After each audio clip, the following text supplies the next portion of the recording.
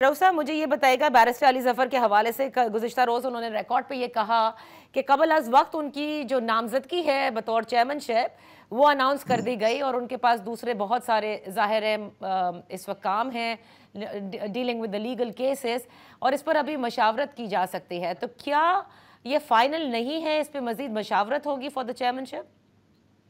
देखिए, उन्होंने बड़ा क्लियरली और बड़ा कैंडिडली एक स्टैंड लिया है और मेरा ख्याल है कि we must honour such people, जो कि हम लोग वो हैं जो कि झपटते हैं इक़्तिदार के ऊपर। हम लोग वो हैं जो कि इक़्तिदार का कोई रास्ता, कोई हमें नजर आए क्रेविस तो हम उस पर घुस जाते हैं। लेकिन ये वो हैं जिनको इक़्तिदार ऑफर किया गया, पार्टी की चेयरमैनशिप, पीटीआई की चेयरमैनशिप एक बहुत बड़ा ऑनर है नादिया इस वक्त, वो उनको दिया गया। लेकिन उन्होंने कहा चूंकि मैं खान साहब के केसेस हैंडल कर रहा हूं और मेरे पास लोड बहुत है और ये एक फुल टाइम जॉब है, इसलिए मैं इसको I feel that I will not be able to do justice to this job. Consequently उन्होंने अपनी जाके सबमिशंस दी, वो इमरान खान साहब को अडियाला में बताई और आपको अब 1 या 2 दिन में आपको पता चल जाएगा कि कौन अगला जो चेयरमैन है वो आएगा। जी, यानी इमरान खान साहब अब डिसाइड करेंगे और बताएंगे। लेकिन बैरिस्टर गौहर के हवाले से शेर अफजल मरवत साहब ने कहा कि उनकी खराब परफॉर्मेंस और नाअहली की वजह से उनको इस ओहदे से हटाया गया है।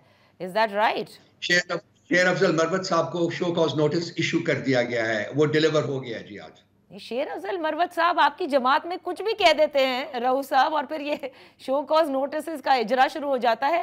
ये क्या माजरा है वैसे? Is he not in line with what the parties policy is? मैं इसके ऊपर कमेंट नहीं करना चाहूँगा। ये पार्टी की जो हमारा जो सेक्रेटरी जनरल के ऑफिस है, उन्होंने उनको शो कॉज नोटिस इशू किया है। वो आई एम श्योर कि मरवत साहब उसको रिस्पॉन्ड करेंगे और जो अपनी उनके जो वजूहात थी जिसकी वजह से उन्होंने ये स्टेटमेंट दी उसको बयान करेंगे, उसके बाद आगे बढ़ेगी। I would not like to rake up any controversy. So let's close it over here. ये मुझे बताइए कि ये लेकिन फाइनल है कि barrister Ali Zafar is not the candidate for the chairmanship right now.